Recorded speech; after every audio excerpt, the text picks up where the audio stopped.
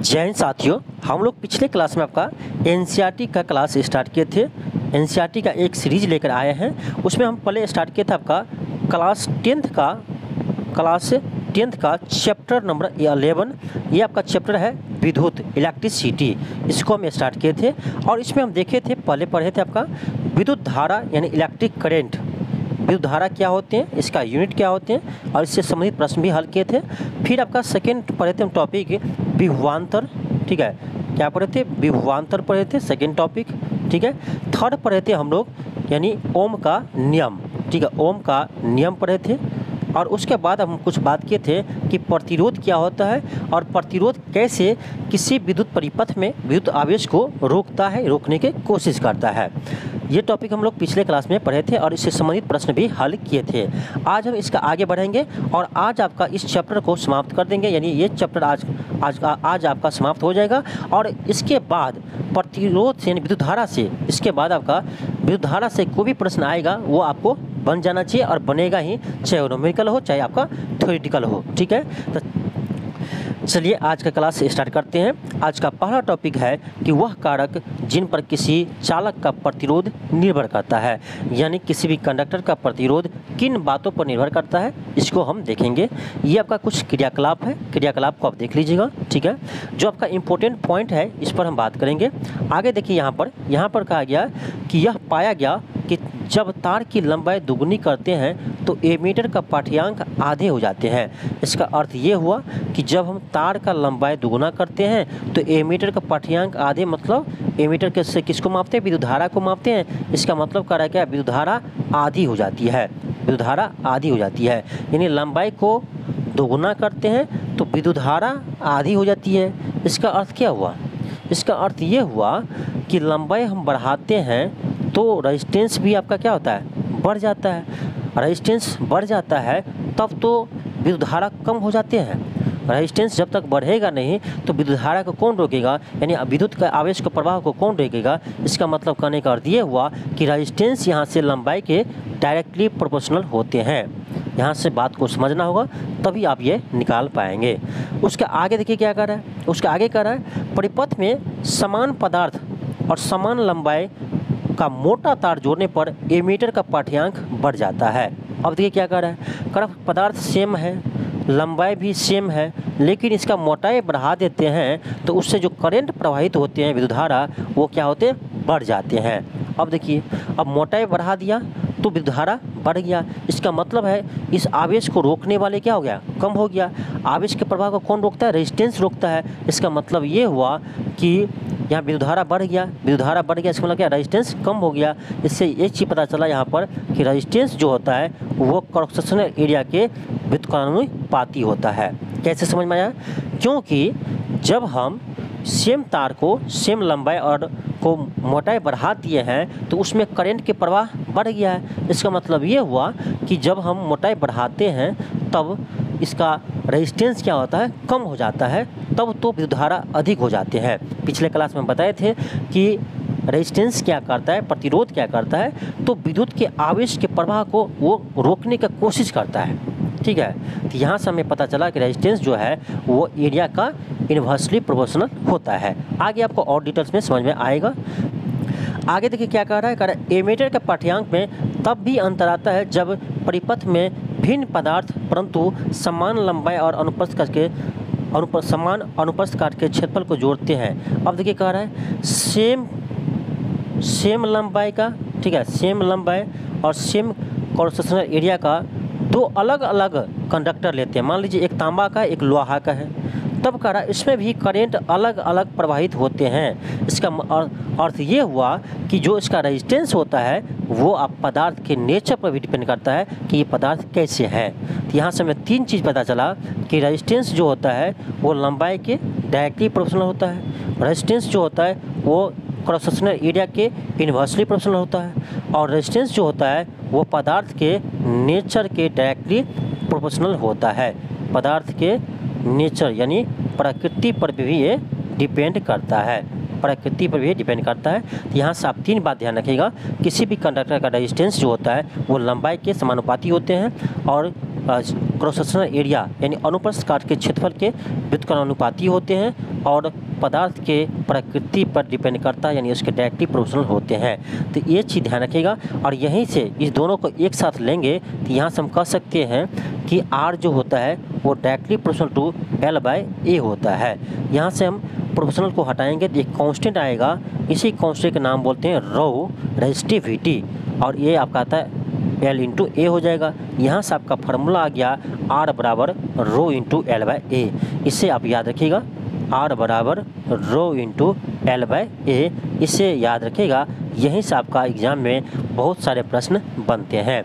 यहाँ से आप डायरेक्टली याद रख सकते हैं कि रेजिस्टेंस के समानुपाती, लंबाई के समानुपाती होते हैं, एरिया नीचे है तो एरिया का व्युत्क्रमानुपाती होते हैं। अब ये जो रो है, रो इसको क्या कहते हैं, इसका नाम दिया है, ध्यान रखिएगा, इसका नाम दिया है रेजिस्टिविटी, यानी प्रतिरोधकता। क्या नाम देंगे इसको, प्रतिरोधकता, ठीक है, प्रतिरोधकता। तो देखिए प्रतिरोध और प्रतिरोधकता में अंतर है। ये क्या है, R, ये आपका प्रतिरोध है, R क्या है, प्रतिरोध है यानी रेजिस्टेंस है। ये क्या है, रो आपका प्रतिरोधकता है, यानी इसको बोलते हैं रेजिस्टिविटी। क्या बोलते हैं, रेजिस्टिविटी बोलते हैं। L क्या है, पदार्थ की लंबाई है, आप जानते हैं L क्या है, पदार्थ की लंबाई है। A क्या है, A क्रॉस सेक्शनल एरिया यानी क्षेत्रफल है किसका, कंडक्टर का। तो यहाँ से हमें एक चीज़ पता चला कि R बराबर रो इंटू L/A होता है, और इस फार्मूला को आप याद रखिएगा। और यहीं से आपका प्रश्न एग्जाम में बनते हैं। यहीं से आपका प्रश्न बनेगा कि किसी भी कंडक्टर का प्रतिरोध लंबाई के क्या होते हैं, समानुपाती, अनुप्रस्थ काट के क्षेत्रफल क्या होते हैं, व्युत्क्रमानुपाती होते हैं, ठीक है। तो यहीं से आपका प्रश्न बनेंगे, ठीक है। इसीलिए फार्मूला को याद रखिए, R बराबर रो इंटू L/A। आगे भी आपका प्रश्न आएगा, दिखाएंगे कि कैसे सॉल्व होता है, ठीक है। अब देखिए यही बात को आगे आपको यहाँ पर कहा गया है, कह रहा है ओम के नियम के अनुप्रयोग करके हम पाते हैं कि किसी चालक का प्रतिरोध किन पर डिपेंड करता है, पहला चालक की लंबाई पर, अभी आपको बताए हैं, उसके अनुप्रस्थ काट के क्षेत्रफल पर, तीसरा उसके पदार्थ के प्रकृति पर निर्भर करता है, ठीक है, पदार्थ के प्रकृति पर निर्भर करता है। फिर आगे कहा गया कि धातु के एक समान चालक का प्रतिरोध की लंबाई के अनुक्रमानुपाती होते हैं, इसी को बोलते हैं समानुपाती, और अनुप्रस्थ काट के क्षेत्रफल के व्युत्क्रमानुपाती होते हैं, अभी जैसे आपको बताए थे। फिर आपको ऐसे ही डेराइव किया जैसे अभी हम आपको डेराइव करके दिखाए थे कि R का फॉर्मूला आ गया था rho into L/A, rho into L/A, ठीक है। देखिए यहाँ से आपका ये क्या है, रो आपका प्रतिरोधकता है, ठीक है, प्रतिरोधकता। देखिए रो क्या है, प्रतिरोधकता है, यहाँ भी लिखा गया है, कह रहा है कि रो अनुपातिक स्थिरांक है जिससे चालक के पदार्थ के वैद्युत प्रतिरोधकता कहते हैं, रेजिस्टिविटी कहते हैं। और इस प्रतिरोधकता का ऐसा मात्रक ओम मीटर होता है, ठीक है। इसको आप मत रटो, इसको रटो मत, देखिए आपको सिखाते कैसे निकालते हैं, ठीक है। अभी हम लोग पढ़े R बराबर क्या होता है, रो इंटू L/A होते हैं। देखिए कितना स्टूडेंट इसको रटते हैं कि प्रतिरोध का ऐसा मात्रक ओम होता है, प्रतिरोधकता का ओम मीटर होता है, फिर आप कंफ्यूज हो जाइएगा किसका क्या होता है, ठीक है। 10 दिन के बाद कंफ्यूज हो जाइएगा, या 1 महीने के बाद आप कंफ्यूज हो जाएंगे कि प्रतिरोधकता और प्रतिरोध इसमें किसका कौन सा मात्रक होता है, ठीक है। तो रटना नहीं है, प्रतिरोध का ओम होता है आप जानते हैं, प्रतिरोधकता का क्या होता है इसको हम निकाल कर दिखाएंगे। देखिए इसका क्या होता है, इसका ओम होता है, ओम होता है, ठीक है। ये है प्रतिरोधकता रो, तो इसको ऐसे रहने दीजिए। इनटू क्या है, लंबाई है, आप जानते हैं लंबाई का यूनिट क्या होता है, मीटर होता है। नीचे में क्या है, एरिया है, एरिया क्या होता है, तो मीटर स्क्वायर होता है। अब 1 मीटर कट जाएगा, अब कोना कोनी गुना करेंगे तो ये m आपका किधर आएगा, इधर आएगा, तो यहाँ से आपका रो आ जाएगा क्या, ओम इंटू मीटर आ जाएगा। तो यही क्या है, रो का यानी प्रतिरोधकता का क्या है, रेजिस्टिविटी का क्या है, तो ऐसा यूनिट है। तो यहीं से आपका आ जाता है रो का यूनिट, ऐसा यूनिट क्या आता है, ये आपका आ जाता है ओम इंटू मीटर। ओम मीटर इसको बोलते हैं, या ओम इंटू मीटर बोल सकते हैं, ओम मीटर बोल सकते हैं। तो ये इसको रटना नहीं है, इसको रटना नहीं है, आप फार्मूला से इसको निकाल सकते हैं। तो आप फार्मूला याद रखिए, यहाँ से आप किसी भी चीज़ को आप ड्राइव कर सकते हैं, ठीक है। तो इसको रटना नहीं है। फिर आगे देखिए क्या कर रहा है, आगे कह रहा है आपका कि यह पदार्थ के अभिलक्षणिक गुणधर्म है, धातुओं तथा मिश्र धातुओं के प्रतिरोध अत्यंत कम होती है, जिसका परिसर यानी इसका रेंज दिया है आपका, धातु का प्रतिरोध का रेंज इसके बीच होता है। ठीक है, ये आपका ज़रूरी नहीं है कि इसको याद रखना। ठीक है, ज़रूरी नहीं है, इसको याद रखें ही। ठीक है, आगे दिया है कि ये विद्युत की अच्छी चालक है। ये विद्युत की अच्छी चालक है। रबर तथा कांच जैसे प्रतिरोधी पदार्थ की प्रतिरोधकता इतना के बीच की होती है। ये आपको दिखा दिया है, बता दिया है कि रबर और कांच का रेजिस्टिविटी जो होते हैं वो आपका 10 के पावर 12 से लेकर 10 के पावर 17 के बीच होते हैं। ठीक है, इस रेंज को भी आपको ज़रूरी नहीं है, इसको याद रखें, यहाँ से प्रश्न आपका नहीं आता है। ठीक है, फिर आपका आगे है किसी पदार्थ का प्रतिरोध या प्रतिरोधकता दोनों ही ताप परिवर्तन के साथ परिवर्तित हो जाती है। हाँ, ये पॉइंट आपको याद रखना है कि किसी भी कंडक्टर का रेजिस्टेंस और रेजिस्टिविटी दोनों टेम्परेचर पर डिपेंड करता है।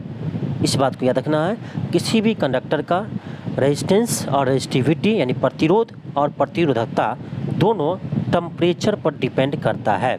ठीक है, इस बात को ध्यान रखना है। फिर आगे करा हम देखते हैं कि व्यापक रूप से मिश्र धातुओं के प्रतिरोध उनकी अवयवों की अपेक्षाकृत अधिक होती है।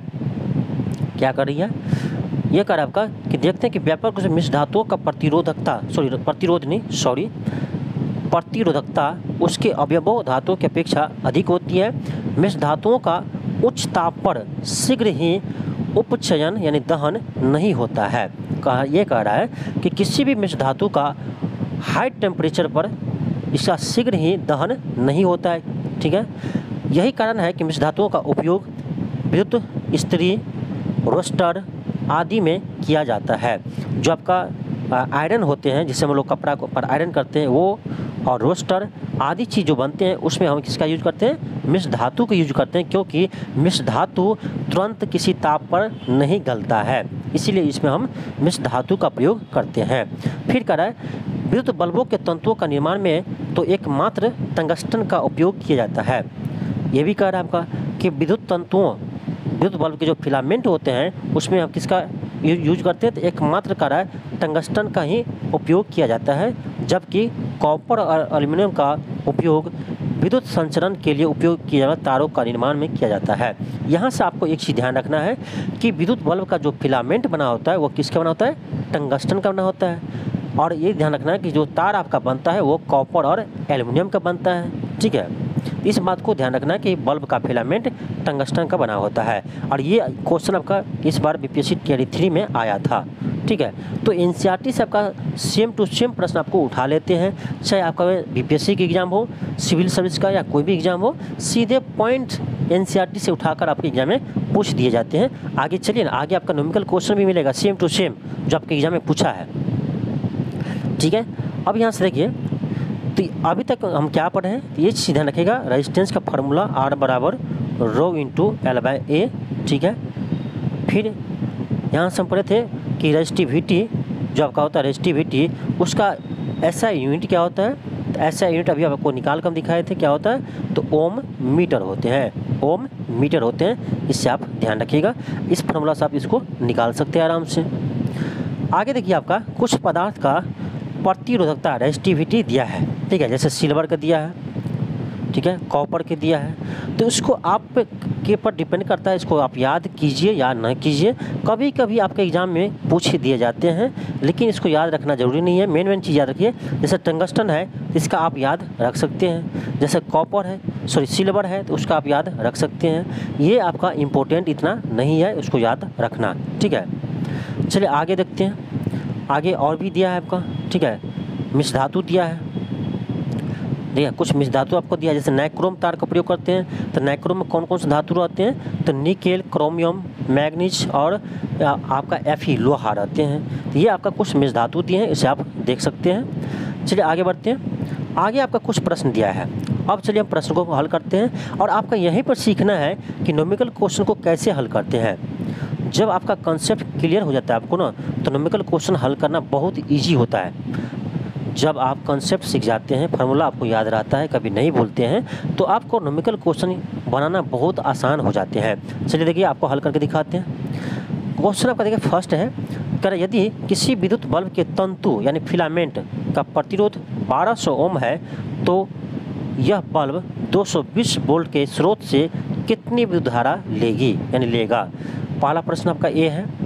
इसका क्या दिया है, रेजिस्टेंस दिया है आपका कितना, 1200 ओम रेजिस्टेंस दिया है। और कह इस बल्ब में 220 वोल्ट का स्रोत लगा हुआ है, यानी इसका विभवांतर कितना है, इसका विभवांतर दिया आपका 220 वोल्ट दिया है। ठीक है, अब क्या करा हमसे, करा इसमें करंट विद्युत धारा कितने प्रवाहित होंगे।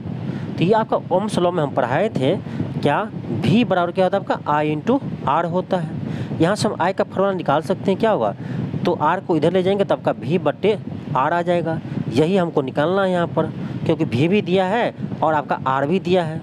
तो I बराबर V बट्टे R कर देंगे, यहाँ से हम I निकाल लेंगे तो V कितना आपका, V 220 वोल्ट है बट्टे R कितना है, तो आपका 1200 ओम है। ठीक है, इसको आप डिवाइड कीजिएगा तो ये आपका लगभग आएगा 0.18 एम्पियर। ठीक है, इसको डिवाइड करके देखिए 0.18 एम्पियर आएगा। तो आपका ए का आंसर आपका ये हो गया।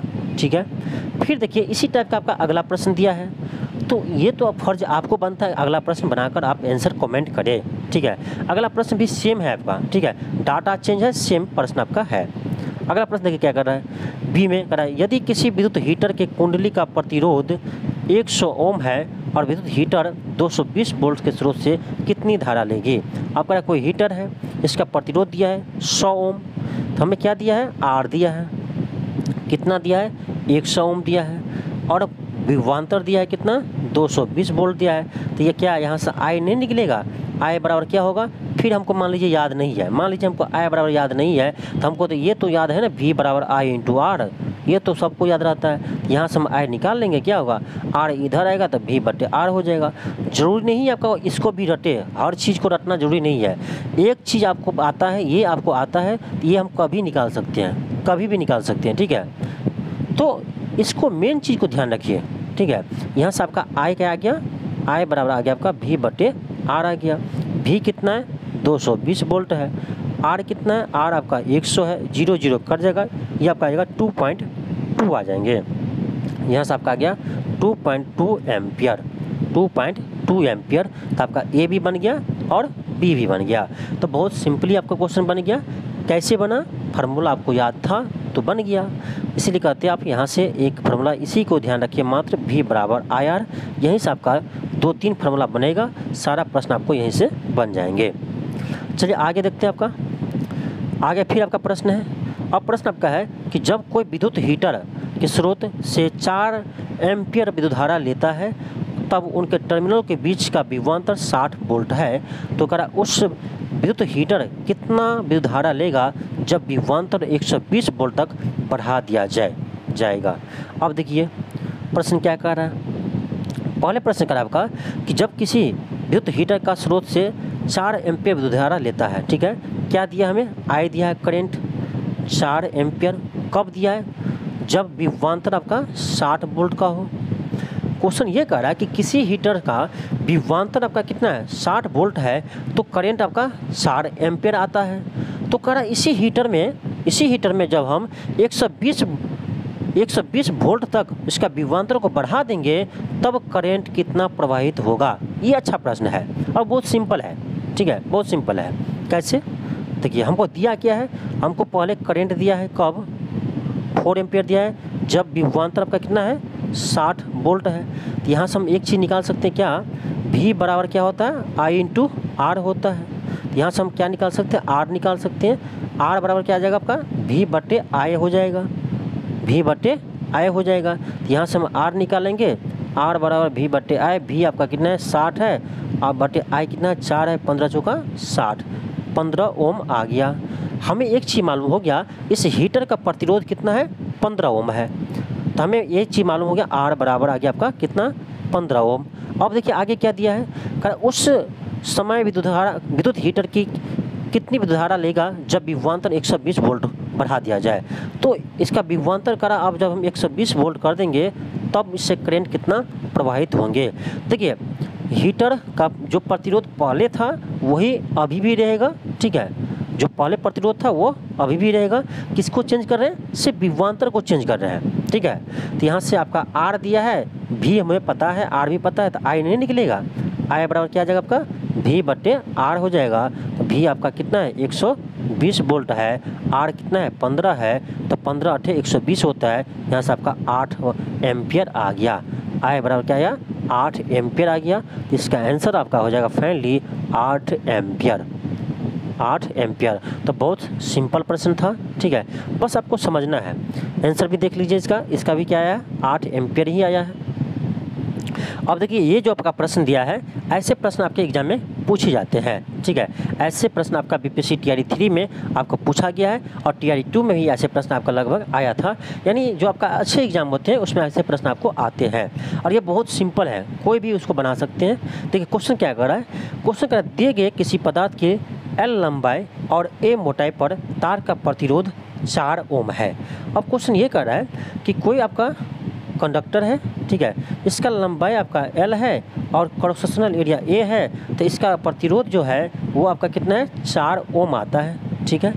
अब कह रहा है कि इसी पदार्थ के किसी अन्य तार का प्रतिरोध क्या होगा जिसका लंबाई L/2 और मोटाई 2A हो। यानी क्वेश्चन करने का अर्थ ये हुआ कि पहले किसी तार का लंबाई L था, ठीक है, एरिया A था, तो इसका प्रतिरोध 4 ओम है। आपका वही तार है लेकिन इसका लंबाई आधा कर देते हैं, L/2 कर देते हैं और एरिया दुगुना कर देते हैं, तब कह रहा है इसका रेजिस्टेंस कितना ओम होगा। सिंपल है, क्या करेंगे यहाँ पहले आर बराबर फॉर्मूला लगाइए। पहला में आर बराबर आपका क्या होता है रो इंटू L/A होता है, ठीक है, रो इंटू L/A होता है। इसको आर लीजिए, यहाँ पर हम कहेंगे आर डैश क्योंकि आर आपका चेंज हो गया रहेगा, तो यहाँ पर हम क्या लगेंगे रो इंटू L/A। तो L की जगह क्या है L/2 है, बट A कितना है 2A है, ठीक है, 2A है। तो यहाँ से आपका आर डैश का मान क्या आएगा, ध्यान से देखिए, तो आर डैश का मान आपका यहाँ से आ जाएगा रो इंटू L/2A था और L/2 था, तो यहाँ आपका आ जाएगा 4A। 2 को गुना करेंगे तो क्या आएगा 4 आएगा, तो 4A आएगा, ठीक है। जबकि आर बराबर क्या था, आर बराबर था आपका रो इंटू L/A था। अब दोनों को डिवाइड कर दीजिए, रो इंटू L कर जाएगा, A कर जाएगा, A कर जाएगा, तो यहाँ से आपका आ जाएगा क्या, यहाँ से आपको बच के आ जाएंगे आर डैश, ध्यान से देखिए आर डैश बटे आर बराबर आपका आ जाएगा 1/4 आ जाएगा। यहाँ से आपका आ जाएगा आर डैश बराबर R/4 आ जाएगा, ठीक है। यानी ध्यान रखिएगा, यानी किसी भी रेजिस्टेंस का, ध्यान रखिए, यदि किसी भी रेजिस्टेंस का हम लंबाई दुगुना करते हैं और क्षेत्रफल को आधा कर देते हैं, लंबाई आधा करते हैं, लंबाई आधे करते हैं और क्षेत्रफल को मोटाई को दुगुना कर देते हैं, तो उसका रेजिस्टेंस 1/4 हो जाते हैं। ये आपको प्रूफ करके दिखा दिया अभी। ये पहले R था तो इसका क्या हो गया R/4 हो गया, यानी लंबाई को आधा कर दिए और क्षेत्रफल को दुगुना कर दिए, तो रेजिस्टेंस क्या हो गया 1/4 रेजिस्टेंस हो गया। ऐसे प्रश्न आपके एग्जाम में पूछा था, ठीक है। अब क्या करेंगे, यहाँ पर R का मान आपको पहले से दिया ही है, कितना दिया है 4 ओम दिया है, तो यहाँ से R डैश का भी मान आ जाएगा 4/4 करेंगे तो आपका 1 ओम आ जाएगा। क्या आ जाएगा 1 ओम आ जाएगा। तो इसका आंसर आप देखिए क्या है, इसका आंसर आपका 1 ओम है, यानी बिल्कुल सही है। तो देखिए ऐसे प्रश्न आपके एग्जाम में आते हैं और बहुत ही सिंपल प्रश्न होता है, तो इसलिए आप इस फार्मूला को याद रखिए, R बराबर रो इंटू L/A, R बराबर रो इंटू L/A। इस फार्मूला को ध्यान रखिए, यहाँ से आपका सारा प्रश्न बन जाएगा, ठीक है। और एक चीज़ और ध्यान रख लीजिए, यहाँ पर देखिए आ ही गया, लंबाई को हम आधा किए, लंबाई को आधा किए और क्षेत्रफल को दुगुना किए, तो रेजिस्टेंस क्या हो गया 1/4 हो गया। तो इसको रटना नहीं है, इसी फार्मूला को यूज करके इसके निकालना है। अब कहेगा कभी लंबाई दुगुना कर देते हैं, ठीक है, क्षेत्रफल को आधे कर देते हैं, तब क्या होगा। तो ऐसे भी प्रश्न को बना लेंगे, जैसे इसको बनाया है उसी तरह से उसे भी हल कर लेंगे, ठीक है। लेकिन इस फार्मूला को आप याद रखिएगा, तभी आपको प्रश्न बनेंगे। नेक्स्ट आपका टॉपिक है, ये आपका टॉपिक है प्रतिरोधकों के निकाय का प्रतिरोध, यानी प्रतिरोधकों के निकाय का प्रतिरोध, यानी जहाँ पर एक से अधिक प्रतिरोध होगा उसका हम प्रतिरोध कैसे निकालेंगे। अब देखिए प्रतिरोध को जोड़ने का 2 तरीका होता है, ठीक है। एक आपका होता है श्रेणीक्रम, एक आपका होता है श्रेणीक्रम, दूसरा आपका होता है समांतर क्रम, ठीक है, दूसरा आपका होता है समांतर क्रम। तो हम दो तरह से जोड़ते हैं, एक श्रेणी क्रम में, दूसरा समांतर क्रम में, यानी सीरीज में और पैरेलल में। ठीक है, दो तरह से हम प्रतिरोध को जोड़ते हैं। पहले हम देखेंगे श्रेणी क्रम में। ठीक है, यहाँ देखिए आपका दिया गया है कि प्रतिरोधकों को परस्पर संयोजन करने की दो विधियाँ हैं। ठीक है, पहला आपका है कि विद्युत परिपथ में दिखाया गया है, आप देख सकते हैं यहाँ पर। ठीक है, इसको हम क्या कहते हैं, श्रेणी क्रम कहते हैं। और एक चीज़ आपको ध्यान रखना है कि श्रेणी क्रम और समांतर क्रम में थोड़ा सा अंतर होता है। श्रेणी क्रम में ये होता है आपका कि जो देखिए आपका ये सर्किट है। ठीक है, ये आपका क्या पूरा सर्किट है। अब देखिए इसमें यह है कि यहाँ करंट हम आई भेजेंगे, यहाँ से आई जाएगा तो इसमें भी आई ही जाएगा, इसमें भी आई जाएगा, और तीनों जो आपका प्रतिरोध है तीनों में आपका आई ही जाएगा। चलिए आपको हम समझाते हैं। देखिए हम आपको एक सर्किट बनाते हैं, ये आपका है R1, ये R2, ये R3 है। इसको क्या किया, एक बैटरी से जोड़ दिए हैं। ठीक है, बैटरी से जोड़ दिए हैं। ये आपका R1 है, ये आपका R2 है, ये आपका R3 है। एक चीज़ बताइए, यहाँ से आपका करंट आ जाएगा तो इसमें भी आ ही जाएगा, इसमें भी आ ही जाएगा, और इसमें भी आपका आ ही जाएगा। क्यों? क्योंकि एक ही सर्किट है ना, कहीं से बटा तो नहीं है सर्किट, तो करंट यहाँ से आ जाएगा तो पूरे तीनों रेजिस्टेंस में आपका करंट आ ही जाएगा। तो एक चीज़ आपको ध्यान रखना है कि सीरीज में, ठीक है, सीरीज में जब हम किसी रेजिस्टेंस को जोड़ते हैं तो ये जितने भी रेजिस्टेंस रहता है उन सभी में करंट क्या होता है, सेम होता है। ध्यान रखिएगा, इलेक्ट्रिक करंट का फ्लो क्या होता है, वो सेम होता है। इस चीज़ को ध्यान रखना है कि श्रेणी क्रम में हम जोड़ते हैं तो सभी प्रतिरोध से समान मात्रा में विद्युत धारा प्रवाहित होते हैं, जैसा अभी आपको दिखाए हैं। ठीक है, इस चीज़ को ध्यान रखना है। आप कहिएगा तो यहाँ से हम ड्राइव भी कर देंगे, इसका इक्विवेलेंट क्या होगा ड्राइव करके बताएंगे, या आप इसे याद रख सकते हैं सीधे कि सीरीज में क्या होता है, पैरेलल में क्या होता है। इसको ड्राइव करेंगे तो समय ज़्यादा लगेगा। आप लोग क्लास 10th में नहीं है कि आप लोग को ड्राइव करना पड़ेगा, एग्जाम में ऐसे आपको नहीं आएगा। नहीं तो ड्राइव करने के लिए बहुत आसान होता है, करके भी दिखा देंगे। चलिए हम इसका ड्राइव करके ही देख लेते हैं। पहले हम देखेंगे श्रेणी क्रम में। ये देखिए श्रेणी क्रम में जोड़ेंगे तो आप 3 रेजिस्टेंस लिए, 3 भी ले सकते हैं, 4 भी ले सकते हैं, कोई डिपेंड नहीं, फर्क नहीं पड़ता आपका। जैसे 2 जैसे उसी तरह से 4 उसी तरह से 3 होता है। ठीक है, इसको ले लिए और एक बैटरी से इसको जोड़ दिया। ठीक है, अब इसका रेजिस्टेंस क्या है, R1 है, इसका R2 है, और इसका आपका R3 है। ध्यान दीजिए, इसमें भी आपका करंट यहाँ से यदि आ जाएगा, इसमें भी आपका आ ही जाएगा, इसमें भी आ ही जाएगा, इसमें भी आ ही जाएगा, लेकिन तीनों का पोटेंशियल डिफरेंस अलग होगा। क्यों होगा अलग? क्योंकि रेजिस्टेंस अलग अलग है। इसमें मान लीजिए V1 है, इसमें मान लीजिए पोटेंशियल डिफरेंस आपका V2 है, और इसमें मान लीजिए पोटेंशियल डिफरेंस आपका V3 है, और यहाँ बैटरी का पोटेंशियल क्या है, V है। तो ये जो आपका बैटरी का पोटेंशियल है वही आपका तीनों भाग में बटेगा, R1 में, R2 में, R3 में। ठीक है, तो यानी V1 plus V2 plus V3 का देखा जाए तो ये V के बराबर ही आएंगे। ठीक है, तो यहाँ से हम क्या करेंगे, V1 का मान निकाल लेंगे। कैसे करेंगे तो आप जानते हैं V बराबर क्या होता है, I इंटू R होता है। तो V1 बराबर हो जाएगा आपका I इंटू R1। इसी तरह से V2 क्या होगा, V2 हो जाएगा आपका I इंटू R2। I दोनों में सेम क्यों लिए कि दोनों में सेम ही रहेगा। और V3 बराबर क्या हो जाएगा आपका, ये हो जाएगा आपका I इंटू R3 हो जाएगा। अभी आपको बताए हैं कि तीनों को जोड़ेंगे, V1 plus V2 plus V3 को जोड़ेंगे तो क्या आएगा, तो ये आपका आ जाएगा V आ जाएगा। ठीक है, यानी V1 का मान क्या है, V1 का मान आपका है I इंटू R1, V2 का मान क्या है I इंटू R2 है, V3 का मान क्या है I इंटू R3 है। ये आपका क्या है, V है। ठीक है, यानी V का मान यहाँ समय आ गया क्या, I को कॉमन कर लीजिए तो R1 plus R2 plus R3 आ गया। इसको इक्वेशन आप, यानी इसको आप इक्वेशन फर्स्ट ले लीजिए। ठीक है, इक्वेशन फर्स्ट ले लीजिए। फर्स्ट देखिए डिपेंड करता है आपका, जैसे V1 बराबर I इंटू R1 निकाले थे तो इसको 1 ले सकते थे, लेकिन अब इसको समीकरण 1 माने हैं। ठीक है, हम पर डिपेंड करता है हम किसको क्या मानते हैं। ठीक है, ये आपको आ गया, इसको ध्यान रखिए। अब एक नया सर्किट बनाते हैं, इस तीनों का मान लीजिए एक R इक्विवेलेंट आता है, कुछ इसका मान आता है R इक्विवेलेंट, तीनों को जोड़ते हैं तो एक रेजिस्टेंस बनता है। तो हम यहाँ पर ले लेते हैं कि R इक्विवेलेंट एक ही रेजिस्टेंस है, तीनों को जोड़ दिए, ये बन गया क्या, R इक्विवेलेंट बन गया।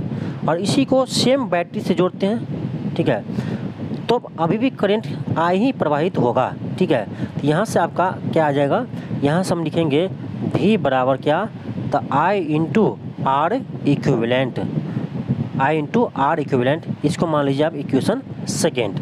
ठीक है, फर्स्ट इक्वेशन क्या था, ये था आपका V बराबर I into R1 plus R2 plus R3 ये आपका फर्स्ट इक्वेशन था। सेकेंड हम यहाँ से निकाले क्या, I इंटू R इक्विवेलेंट निकाले हैं, सेकेंड निकाले हैं। अब देखिए समीकरण फर्स्ट का लेफ्ट LHS क्या है, B है, इसका भी लेफ्ट में क्या है, B है। यानी जब LHS बराबर हो, लेफ्ट साइड में बराबर हो, तो राइट साइड का भी क्या होता है, बराबर होता है। यहाँ से आपका आ जाएगा I इंटू R इक्विवेलेंट बराबर I into R1 plus R2 plus R3 आ गया। I कट गया, यहाँ से आपका आ गया R इक्विवेलेंट बराबर R1 plus R2 plus R3। बहुत सिंपल है, देखिए आ गया आपका, यहाँ से प्रूफ हो गया, ठीक है, डेरिवेशन हो गया। यानी सीरीज में जब जोड़ेंगे तो यहाँ से आपका R इक्विवेलेंट हो जाएगा R1 plus R2 plus R3, जितना भी रेजिस्टेंस रहेगा उसको सीधे हम जोड़ देंगे। तो यही सब एक चीज़ कहते हैं, R इक्विवेलेंट होता है आपका सीरीज में, इसको बोलते हैं sigma of R। Sigma of R आई के मान 1 से लेकर n तक कर सकते हैं, ये जोड़ने का तरीका होता है, ठीक है।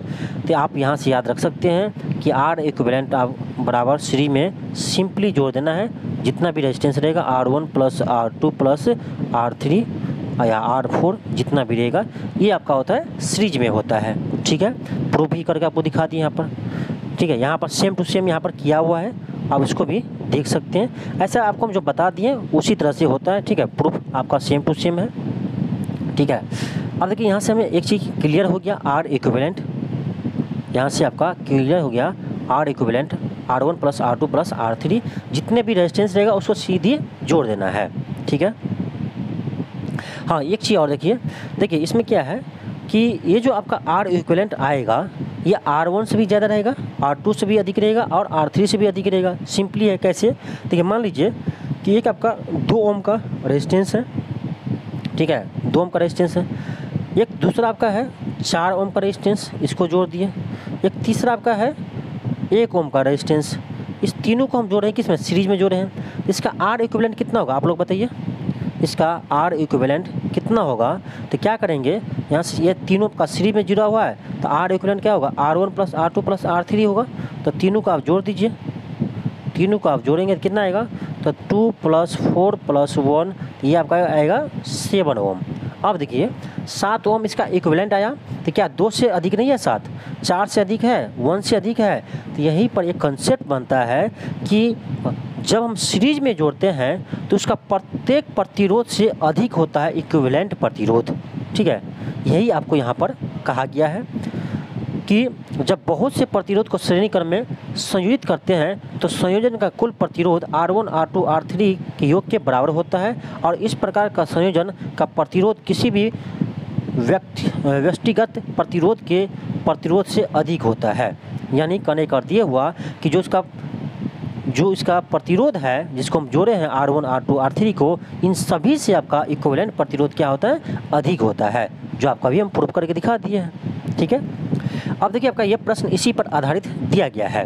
प्रश्न क्या है, प्रश्न देखिए क्या कर रहा है, एक विद्युत लैंप है जिसका प्रतिरोध 20 ओम है, ठीक है। ये जो आपका बल्ब है ना, उसका प्रतिरोध कितना दिया है, 20 ओम दिया है। अब कह रहा है 4 ओम का एक चालक लेते हैं, देखिए 4 ओम का चालक है, कोई कंडक्टर है, ठीक। कह 6 वोल्ट के बैटरी से जोड़ते हैं, इसका जो बैटरी है दिखा देते हैं, देखिए 6 वोल्ट के बैटरी से ये जुड़ा हुआ है, ठीक है। तो सब कुछ आपको दिया है, ठीक है। क्वेश्चन क्या कर रहा है ये देखिए, क्वेश्चन ये कर रहा है आपका, पहला परिपथ का कुल प्रतिरोध क्या होगा, दूसरा परिपथ में विद्युत प्रवाहित कितना होगा, तीसरा विद्युत लैंप का चालक के सिरों के बीच का विभवांतर क्या होगा। 3 को प्रश्न है, तीनों प्रश्न को हल कीजिए, बहुत सिंपल है, देखिए कैसे हल करेंगे। पहला क्या कर रहा है, परिपथ का कुल प्रतिरोध क्या होगा, इसका प्रतिरोध क्या है, 4 ओम है, और इस बल्ब का प्रतिरोध कितना है, ये भी कह दिया आपका, इसका प्रतिरोध 20 ओम है। अब ये देख रहे हैं कि एक ही वर्ड से आपका ये जुड़ा हुआ है, ये कैसे जुड़ा है, तो ये दोनों आपका श्रेणी क्रम में जुड़ा है। ये आपका 4 ओम है और ये आपका कितना है, तो 20 ओम है बल्ब का प्रतिरोध। अब अगर इसका प्रतिरोध क्या होगा, तो आप देख रहे हैं श्रेणी क्रम में है, तो R इक्विवेलेंट क्या होता है, R1 प्लस R2 हो जाएगा, दोनों को जोड़ देंगे सीधे सीधे, ठीक है। तो आपका जगह 4 ओम प्लस 20 ओम, आपका जगह 24 ओम। तो पहला का आंसर क्या आ गया, 24 ओम आ गया आंसर, पहला का 24 ओम आंसर आ गया। एक आपका आंसर आ गया कितना 24 ओम, यानी इसका इक्विवेलेंट प्रतिरोध कितना आ गया 24 ओम आ गया। ठीक है, अब बी में क्या पूछ रहा है, बी में पूछ रहा है आपका कि परिपथ में प्रवाहित विद्युत धारा क्या होंगे। अब देखिए हमें ये पता चल गया इस प्रतिरोध, इसका इक्विवेलेंट प्रतिरोध कितना है। ठीक है, ये कितना है 24 ओम है। अब ये बैटरी से जुड़ा है, किस बैटरी से, इसका 6 वोल्ट के बैटरी से जुड़ा हुआ है। कर इसमें करंट कितना प्रवाहित होंगे, तो हम अभी पढ़े हैं क्या होता है, V बराबर I इंटू आर होता है। यहाँ से I बराबर क्या होगा, V बटे R हो जाएगा। तो यहाँ से हम I निकाल लेंगे, I बराबर आपका आ जाएगा V बटे R हो जाएगा। V आपका कितना दिया है, V दिया है आपका 6 वोल्ट और R इक्विवेलेंट हमें आ गया है कितना 24 ओम। तो 6 चौक 24 यानी 1/4 यानी 0.25 एम्पियर, 0.25 एम्पियर आपका इसमें करंट भी हमें पता चल गया। यानी हमें ए भी बन गया और बी भी बन गया। सी में क्या कर रहा था कि विद्युत लैंप तथा चालक के सिरों के बीच का विभवांतर, यानी ये कर रहा है कि जो बल्ब है इसके बीच का विभवांतर क्या होगा, इसके बीच का विभवांतर क्या होगा, हम तो निकाल लेंगे इसके बीच का विभवांतर। ठीक है, इसके बीच का भी निकाल सकते हैं, इसको मान लीजिए V1, इसके बीच का विभवांतर, और इसके बीच के विभवांतर को V2 मान लीजिए। यहाँ से हम क्या करेंगे, V2 बराबर क्या होगा, V2 बराबर क्या होगा, इसमें मान लीजिए करंट I है पूरे सर्किट में, तो I इंटू R2 होगा, किसका रेजिस्टेंस होगा, तो बल्ब का रेजिस्टेंस होगा। I हम अभी निकाले हैं कितना है, तो 1/4 कर सकते हैं, 0.25 था, 0.25 यानी 1/4 कर सकते हैं, इंटू R2 कितना है, तो बल्ब का प्रतिरोध कितना है 20 ओम है, तो 20 है, तो 4 पंचे 20, यहाँ से आ गया कितना 5 वोल्ट आ गया, 5 वोल्ट। तो इसके बल्ब के बीच का विभवांतर कितना है 5 वोल्ट है। चलिए हम V1 भी निकाल लेते हैं। V1 आपका हो जाएगा I इंटू R1, I कितना था 1/4 था, इंटू R कितना है 4 है, 4 कितना हो गया 1 वोल्ट हो गया। यानी हमें यहाँ पर देखिए एक चीज़ और प्रूफ आपको हम कर देंगे यहाँ पर साथ में कि इसका बीच का विभवांतर V1 कितना आ गया 1 वोल्ट आ गया, और बल्ब के बीच का विभवांतर कितना आ गया हमें, ये आ गया आपका कितना आया था 1/4 था, और 20 5 आया था, 5 वोल्ट आया था। अब ये बैटरी का कितना है 6 वोल्ट है, तब 5 1 6 वोल्ट हो गया। यानी यही आपका इसमें बंटवारा होता है, जो बैटरी का वोल्टेज होता है वो रेजिस्टेंस में समय बढ़ गया। यहाँ 1 वोल्ट ये लिया और ये 5 वोल्ट लिया। ठीक है, तो आपका आ गया बल्ब के बीच का विभवांतर कितना 5 वोल्ट। ठीक है, ये भी देख लीजिए आप आंसर, इसका भी आंसर देख लीजिए, तो कहाँ है इसका, देखिए 5 वोल्ट है। ये V1 किसको मानने पर डिपेंड करता है, हम माने थे V1 फर्स्ट वाला रेजिस्टेंस को, जिसका प्रतिरोध 4 ओम था उसको माने थे हम V1, ये मान लिया, उसको उल्टा तो कोई दिक्कत नहीं है, मानने पर डिपेंड करता है। लेकिन आप ये देखिए कि इसका ये 5 वोल्ट किसका विभवांतर है, तो विद्युत बल्ब का है। ठीक है, और 1 ओम किसका है, तो ये आपका प्रतिरोध का है, 1 वोल्ट किसका है, तो प्रतिरोध का है, जो अभी आपको हम निकाल कर यहाँ पर दिखाए थे। ठीक है, इसमें दिखाए थे कि 1 वोल्ट और इसमें आया था आपका 5 वोल्ट। ठीक है, तो ये आपका प्रश्न बन गया। आगे चलिए हम अब देखते हैं क्या आपका है आगे अब आपका है समांतर क्रम में। ठीक है, समांतर क्रम में भी आपका सेम होता है, ध्यान रखिएगा। हाँ, लेकिन डिपेंड करता है कि समांतर क्रम में क्या है, वहाँ पर श्रेणी क्रम में सभी रेजिस्टेंस का में करंट सेम आ रहा था, लेकिन यहाँ पर क्या होगा, यहाँ पर जितने भी आपका रेजिस्टेंस होगा उसके बीच का पोटेंशियल डिफरेंस सेम होगा। ठीक है, ये चीज़ ध्यान रखना है, पोटेंशियल डिफरेंस आपका सेम होगा। ठीक है, यहाँ पर तीनों वायर आपका जो समांतर क्रम में रहेंगे, समांतर क्रम में ऐसे जोड़ते हैं, ध्यान रखिए, पार्श्व क्रम में इसको ऐसे जोड़ते हैं, ये 3 को रेजिस्टेंस है। ठीक है, ये R1, ये R2, ये R3 है, इसको एक बैटरी से ऐसे जोड़ देंगे, तो ये आपका हुआ समांतर क्रम में। समांतर क्रम में एक चीज़ ध्यान रखना है कि जितने भी रेजिस्टेंस रहेगा उनके बीच का विभवांतर पोटेंशियल डिफरेंस सेम रहेगा, लेकिन उसके बीच के इस सभी कंडक्टर में आपका करंट अलग अलग रहेगा। क्योंकि देखिए ये जो सर्किट है यहाँ पर I करंट रहेगा, तो यहाँ पर तीनों वायर में आपका अलग अलग वो बढ़ जाएंगे। ठीक है, तीनों आपका करंट आगे बढ़ जाएंगे, इसीलिए आपका करंट तीनों में अलग अलग होता है, लेकिन तीनों के बीच पोटेंशियल डिफरेंस आपका सेम रहता है। तो यहाँ से एक चीज़ ध्यान रखिएगा, पैरेलल में सभी कंडक्टर के बीच पोटेंशियल डिफरेंस सेम रहता है, बस इस चीज़ को ध्यान रखना है। और यहाँ से सेम डेराइव है जैसे वहाँ पर किए थे, उसी तरह से यहाँ भी डेरिवेशन है, ठीक है। तो डेरिवेशन न करके आपको हम सीधे बता देते हैं, ध्यान रखिएगा। 1/r इक्विवेलेंट आपका होता है 1/r1 plus 1/r2 plus 1/r3, ठीक है। इस चीज़ को ध्यान रखिएगा, ठीक है। यहाँ से आप एक से अधिक रेजिस्टेंस को इसी तरह से आप जोड़ सकते हैं, ठीक है। अब देखिए कहिएगा कि इसका प्रूफ क्यों नहीं किया, तो सेम प्रूफ है, प्रूफ करने से क्या फ़ायदा है, सेम प्रूफ है, समय बर्बाद होगा, आप खुद कर सकते हैं, ठीक है। कोई इसमें आपका अलग नहीं है, सेम टू सेम है, जैसे आपका पैरेलल सीरीज में था उसी तरह से पैरेलल में यूज करना है। लेकिन आप याद रखिए इसको 1/r इक्विवेलेंट बराबर 1/r1 plus 1/r2 plus 1/r3, जितना भी रहेगा उसको ऐसे ही जोड़ते जाएंगे, ठीक है। चलिए फिर हम प्रश्न को बनाकर देखते हैं। एक चीज़ यहाँ से आपको बता दें कि दो रेजिस्टेंस जब पैरेलल में जुड़ा रहता है उसको आप स्पेशल याद कर लीजिएगा तो अच्छा रहेगा। जैसे R1 है और ये मान लीजिए R2 है, ये दोनों आपका पैरेलल में जुड़ा है, तो इसका आपका पूछे कि इक्विवेलेंट रेजिस्टेंस क्या होगा, इसका आप ध्यान रख लीजिएगा। R इक्विवेलेंट बराबर डायरेक्ट आपको बता रहे हैं, ये आपका होगा क्या, ये आपका आ जाएगा R1 इंटू R2 बटे R1 प्लस R2, ठीक है। इसको आप याद रख लीजिएगा तो आसान रहेगा। ये आया कहाँ से, ये यहीं से आया है, कहीं से नहीं आया है। 1/r इक्विवेलेंट जो हम करेंगे तो 1/r1 प्लस 1/r2 होगा, दोनों को भिन्न जोड़ करेंगे, R1 इंटू R2 होगा, यहाँ आपका आ जाएगा R2, यहाँ आ जाएगा आपका R1, ठीक है। ये आपका आ जाएगा 1/r इक्विवेलेंट, इसको आप उल्टा दीजिए या कोना कोनी गुना कर दीजिए, तो यहाँ से आपका आ जाएगा R इक्विवेलेंट बराबर R1 इंटू R2 बटे R1 प्लस R2। तो दो रेजिस्टेंस को जब हम पैरेलल में जोड़ते हैं ना, तो इस तरह से आपको याद रख लीजिएगा तो आपको इजीली प्रश्न बन जाएंगे, ठीक है। चलिए हम आप इससे संबंधित प्रश्न को हल करते हैं। यहाँ पर आपका प्रश्न दिया गया है, चित्र 11.10 के परिपथ आरेख में को मान लीजिए कि R1, R2, R3 क्रमशः 5 ओम, 10 ओम और 30 ओम है और उन्हें 12 वोल्ट के बैटरी से संयोजन किया गया है। पहला कार्य है कि प्रत्येक प्रतिरोध से प्रवाहित विद्युत धारा क्या होंगे, दूसरा कार्य है कि विद्युत परिपथ में कुल विद्युत धारा क्या होंगे, तीसरा कार्य है कि परिपथ के कुल प्रतिरोध की परिकल्पना कीजिए। पहले फिगर देखते हैं ये कहाँ पर है, क्या कर रहा है 11.10 का फिगर कौन सा है, 11.10, ये आपका है 11.10, ठीक है। इसमें दिया गया आपका इस तीनों का प्रतिरोध आपको दिया गया है। तो चलिए हम क्वेश्चन के सामने ही इसे बना लेते हैं। प्रश्न आपका कहाँ पर है, यहाँ पर आपका प्रश्न है। तो तीन आपका प्रतिरोध है जो तीनों आपका समांतर क्रम में जुड़ा हुआ है, ठीक है, समांतर क्रम में आपका जुड़ा हुआ है तीनों प्रतिरोध। इसके बैटरी से ये ऐसे ज्वाइंट है, ठीक है, ये आपका ऐसे ज्वाइंट है। अब देखिए ये बैटरी आपको दिया है, चलिए अच्छे से बनाते हैं।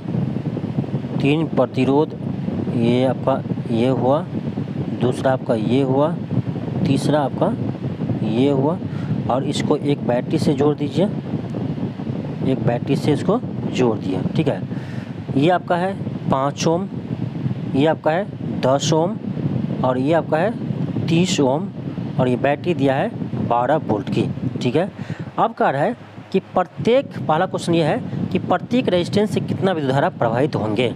ये तो सिंपल है, पहले आपको बता चुके हैं कि ये जो आपका बैटरी जुड़ा हुआ है, तो जितना वोल्ट का ये बैटरी होगा उतना ही इसके बीच पोटेंशियल डिफरेंस होगा, 5 ओम के बीच में इतना ही पोटेंशियल डिफरेंस आपका इसके बीच होगा, इतना ही पोटेंशियल डिफरेंस आपका इसके बीच होगा। आपको पहले बता चुके हैं कि समांतर क्रम में जितने भी रेजिस्टेंस जुड़ा रहेगा उनके बीच का विभवांतर सेम होता है, ठीक है। अब ये तीनों आपका जुड़ा है 12 वोल्ट बैटरी से, समांतर क्रम में है, तो तीनों के बीच का पोटेंशियल डिफरेंस 12 वोल्ट ही होगा। तो हम सीधे यहाँ पर यूज कर लेंगे V बराबर I इंटू आर। तो यहाँ पर I की जगह I1 कीजिए, R की जगह R1 कीजिए। देखिए V कितना होगा, तो V जो बैटरी का है तो यही होगा 12 वोल्ट होगा। I1 इंटू R1 कितना है, तो R की जगह 5 ओम है, तो इसको यहाँ से हम I1 का मान निकाल सकते हैं। क्या आएगा, तो आपका आएगा 12/5 आएगा, तो 5 दूनी 10, 5 चौक 20, 2.4 ओम, सॉरी 2.4 एम्पियर होगा। 2.4 एम्पियर होगा, किस में, तो 5 ओम में, ठीक है, ये आ गया। अब 10 ओम में निकालना क्या करेंगे, यहाँ भी V बराबर IR लगाएंगे, तो यहाँ से आपका आ जाएगा V बराबर I2 इंटू R2, तो यहाँ से V कितना था, V था आपका 12 वोल्ट, 12 वोल्ट बराबर I2 इंटू R2, R2 कितना है, R2 आपका 10 ओम है, यहाँ से आपका I2 आ जाएगा 12/10 करेंगे 1.2 एम्पियर आ जाएगा। इसी तरह से हम निकाल सकते हैं I3 भी, V बराबर I3 इंटू R3, V आपका 12 वोल्ट है, I3 इंटू R3 30 है, तो यहाँ से आपका I3 आ जाएगा 12/30 कीजिए, 3 चौक 12, यानी आपका जगह 0.4 एम्पियर। चलिए आप देख लीजिए, पहले इसका आंसर देख लीजिए, इसका आंसर देख लीजिए, पहला का 2.4 एम्पियर, दूसरा में 1.2 एम्पियर, तीसरा में 0.4 एम्पियर, जो अभी आपको ये हम निकाले थे अभी, ठीक है। अब करा क्या, दूसरा प्रश्न था आपका कि टोटल करंट इसमें क्या होगा, तो क्या करेंगे, I1 I2 I3 तीनों को जोड़ देंगे। बी में था कि टोटल करंट क्या होगा, तो क्या करेंगे, I1 plus I2 plus I3 को जोड़ देंगे, तो आपका टोटल करंट आपका सर्किट में आ जाएंगे। तो I1 कितना मान है, 2.4 एम्पियर, 1.2 एम्पियर, 0.4 एम्पियर, इसको ऐड कीजिए, ऐड करेंगे तो 4 2 6 6 4 10 पॉइंट 1 2 1 3 1 4 होगा, यानी 4.0 एम्पियर आ गया, यानी 4 एम्पियर आ गया। टोटल करंट आपका कितना आ गया, 4 एम्पियर आ गया। तो ये भी आपका आंसर देखिए, मिला लीजिए, कुल करंट कितना हो गया, 4 एम्पियर हो गया। तीसरा प्रश्न क्या था, तीसरा प्रश्न था इक्विवेलेंट रेजिस्टेंस क्या होगा। तो आप जानते हैं तीनों पैरेलल में है, पैरेलल का इक्विवेलेंट क्या होता है, तो 1/R इक्विवेलेंट बराबर करेंगे 1/R1 plus 1/R2 plus 1/R3 कर देंगे, ये आपका निकल जाएगा। यहाँ से 1/R इक्विवेलेंट बराबर 1/R1 कितना है, तो यहाँ से आपका आ जाएगा, एक सेकेंड, 1/R इक्विवेलेंट बराबर आपका आ जाएगा 1/R 5 प्लस 1/10 प्लस 1/30, तीनों को एलसीएम कीजिए, कितना आएगा, 30 आएगा, 5 6 30, 10 3 30, 30 1 30, 6 3 9 1 10, 10/30 आ जाएगा, 0 0 कट जाएगा। यहाँ से आपका आ गया 1/R इक्विवेलेंट बराबर 1/3, कोना कोनी गुना कर दीजिए, सॉरी 3 ने 30 आएगा, कोना, हाँ सॉरी 30 ने 3 आएगा, 0 कट गया था ना, सॉरी, यहाँ आया था आपका क्या 10/30 था, तो 0 0 हम काट दिए थे, ठीक है। तो यहाँ से आप कोना कोनी गुना करेंगे, यहाँ से आपका आ जाएगा R इक्विवेलेंट बराबर 3 ओम आ जाएगा, R इक्विवेलेंट बराबर 3 ओम आ जाएगा।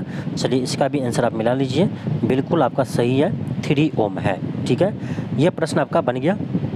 आगे देखिए, आपका आगे आपका प्रश्न है, इस प्रश्न को आप लोग बनाइएगा, ठीक है, इस प्रश्न को आप लोग बनाइएगा। ये फिगर आपको दिया है 11.12, ये आपको बगल में फिगर दिया है, ठीक है, और सारा चीज़ आपको दिया है, R1 दिया है, R2 दिया है, R3 दिया है, R4 दिया है, ठीक है, सभी रेजिस्टेंस आपको दिया है। प्रश्न क्या पूछ रहा है, प्रश्न पूछ रहा है आपका कि परिपथ में कुल प्रतिरोध क्या है। देखिए ये दोनों किस में समांतरम है, ये तीनों किस में समांतरम है, अब फिर ये दोनों किस में होगा, आपका सीरीज में हो जाएंगे। चलिए इसको बना कर दिखा देते हैं। ये क्या है, R1 कितना है आपका, R1 आपका 10 है, R2 कितना है आपका 40 ओम है, ठीक है। इसको क्या किए, दोनों पैरेलल में है, तो आपको बताए थे कि 2 रहेगा तो पैरेलल में कैसे हम R इक्विवेलेंट निकालते हैं, दोनों गुना कर दीजिए, तो 10 × 4 R1 इंटू R2 बटे R1 प्लस R2 50, 0 0 कर जाएगा, ये आपका जगह 40/5 8 पंचे 40, यानी इसका में इक्विवेलेंट रेजिस्टेंस आ गया कितना, 8 ओम आ गया, ठीक है। अब इस तीनों को जोड़ दीजिए, किसमें है, पैरेलल में है, तो कितना है तीनों, ये आपका है 1/30 प्लस 1/20 प्लस 1/60 होगा। यहाँ से आप निकाल सकते हैं 60, 20 × 60, 3 2 5 1 6, ये आपका आ जाएगा, यहाँ से निकालिएगा तो ये आपका आ जाएगा 10 ओम, ठीक है, ये 10 ओम आ गया। और ये कितना आया था, ये आपका आया था 8 ओम आया था। अब ये दोनों किस में है, ये दोनों आपका सीरीज में अब है, सीरीज में है तो आपका 10 8 18 ओम हो जाएगा। चलिए आप आंसर देखिए, तो पहले कितना है, पहला का 18 ओम बिल्कुल सही है, 18 ओम बिल्कुल सही है, ठीक है। और दूसरा में क्या है, दूसरा में क्या पूछ रहा था, सेकेंड में पूछ रहा था आपका परिपथ में भी कुल विद्युत धारा, तो सिंपल लगा दीजिए, V बराबर I इंटू R, V बराबर I इंटू R, V कितना दिया है, V दिया आपका 12 volt, I I into R. I तो हमें पता है, आई इंटू आर। आई नहीं पता है, आर। आर निकाल लीजिए यहाँ से। आर निकाले तो अभी कितना आया था, आर आया था अभी आपका आर कितना आया था अभी निकाले थे। टोटल रेजिस्टेंस आपका आया था 18 ओम। ठीक है, तो V बराबर आई इंटू आर लगा दीजिए। V बराबर आई इंटू आर, तो यहाँ से V आपका गया 12, ये आपका गया 18 आर इंटू आई। आई यहाँ से आपका आएगा 12/18 आ जाएगा। ठीक है, आई आ जाएगा 12/18, 12/18, 6 दूनी 12, 6 3 18, 0.66 एम्पियर, 0.66 एम्पियर होगा। आप देख लीजिए आंसर बिल्कुल सही है आपका ऑप्शन, यानी 0.666 को हम लिख सकते हैं 0.67। ठीक है, तो ये भी आपका आंसर आ गया। ठीक है, तो इस प्रश्न को आप अच्छे से बना लीजिएगा, बहुत ही सिंपल प्रश्न था। ठीक है, और अगला टॉपिक आपका है विद्युत धारा का तापीय प्रभाव। यहाँ से भी आपका प्रश्न एग्जाम में बनते हैं। ठीक है, चलिए इसमें देखते हैं क्या लिखा हुआ है। हम जानते हैं कि बैटरी या सेल विद्युत ऊर्जा स्रोत है, विद्युत ऊर्जा का स्रोत है। सेल के भीतर होने वाली रासायनिक अभिक्रिया सेल के 2 टर्मिनलों के बीच विभवांतर उत्पन्न करती है। अब एक चीज़ यहाँ से ध्यान रख लीजिए कि जो बैटरी होते हैं उसमें रासायनिक अभिक्रिया होने के कारण ही सेल के दोनों टर्मिनलों के बीच विभवांतर उत्पन्न होते हैं। जो बैटरी से संयोजित किसी प्रतिरोध या प्रतिरोधकता का किसी निकाय में विद्युत धारा प्रवाहित करने के लिए इलेक्ट्रॉन गति स्थापित करता है। यानी ये कह रहा है आपका कि किसी बैटरी में जो एनर्जी स्टोर होता है वही किसी भी कंडक्टर में आपका इलेक्ट्रॉन की गति प्रदान करते हैं। जो हम पहले पढ़े थे, कहाँ पर पढ़े थे, विभवांतर में।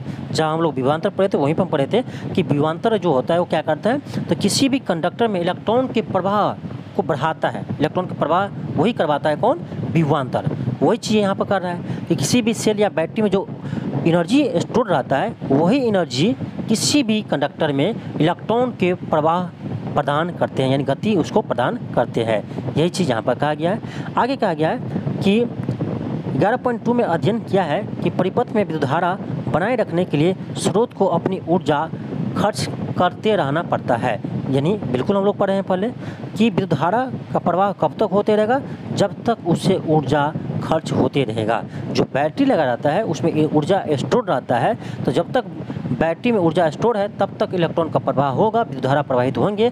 जब समाप्त हो जाएंगे तब क्या होगा, इलेक्ट्रॉन का प्रवाह नहीं होगा।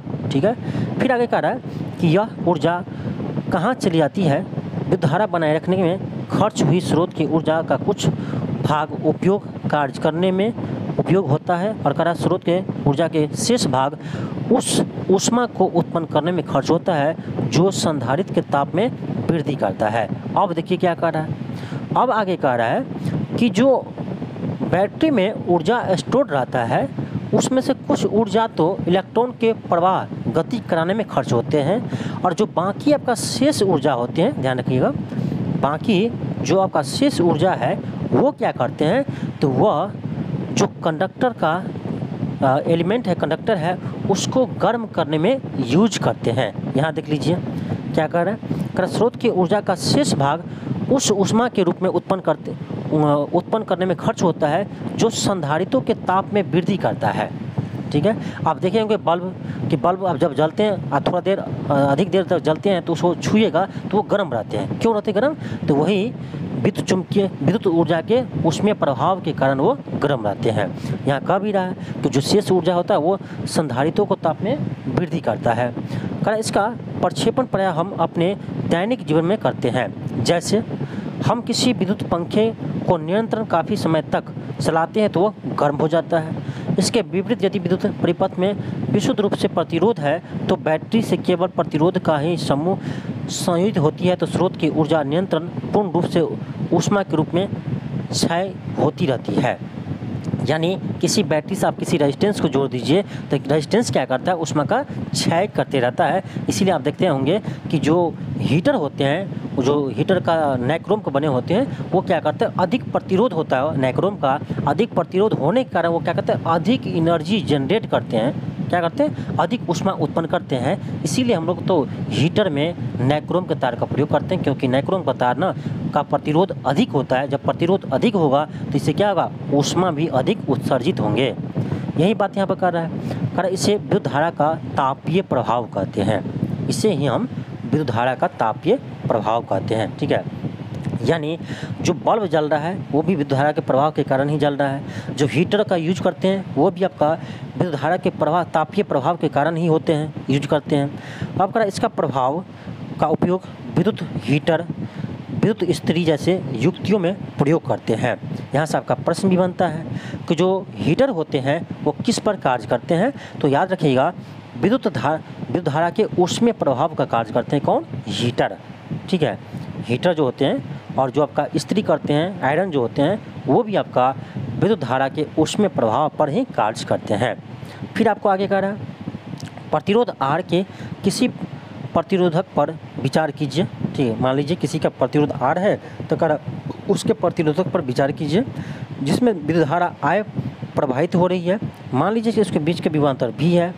अब ये कह रहा है कि कोई कंडक्टर ले लीजिए। ठीक है, कोई कंडक्टर ले लीजिए, मान लीजिए इसके बीच में विद्युत धारा आपका उसका I प्रवाहित हो रहे हैं और उसके बीच का विभवांतर भी क्या है, भी है। और कह रहा मान लीजिए कि उसमें t समय में Q आवेश प्रवाहित होता है। और ये भी कह रहा है मान लीजिए कि t समय में इस कंडक्टर से क्या होते हैं, Q चार्ज यानी Q आवेश प्रवाहित होते हैं। ठीक है, समय भी दे दिया, चार्ज भी दे दिया। तो अब कह रहा है कि लास्ट में क्या कर रहा है, लास्ट में कह रहा है कि Q आवेश विभवांतर भी से प्रवाहित किया गया तो कार्य भी Q है। अब चलिए आपको हम समझाते हैं कि कैसे यहाँ पर कार्य भी Q हुआ। ठीक है, कैसे कार्य भी Q हुआ इसको हम समझाते हैं। हम लोग पहले पढ़े थे क्या, विभवांतर पढ़े थे, याद है, हम लोग पहले पढ़े थे विभवांतर। ठीक है, विभवांतर क्या होता है किसी कंडक्टर में। तो आपको हम यहाँ पर बताए थे कि विभवांतर जो होता है वो आपका होता है work done per unit charge. पहले बताए थे आपका V बराबर W बाय Q होता है।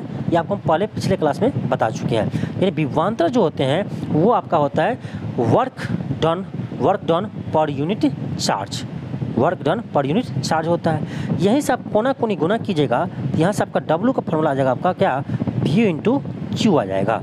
क्या आ जाएगा, V इंटू Q आ जाएगा। तो ये फॉर्मूला आपको यहीं से आया है, जो हम लोग पिछले क्लास में विभवांतर पढ़े थे यहीं से आया है। ठीक है, अब देखिए कितना कार्य करना पड़ेगा, V इंटू Q कार्य करना पड़ेगा।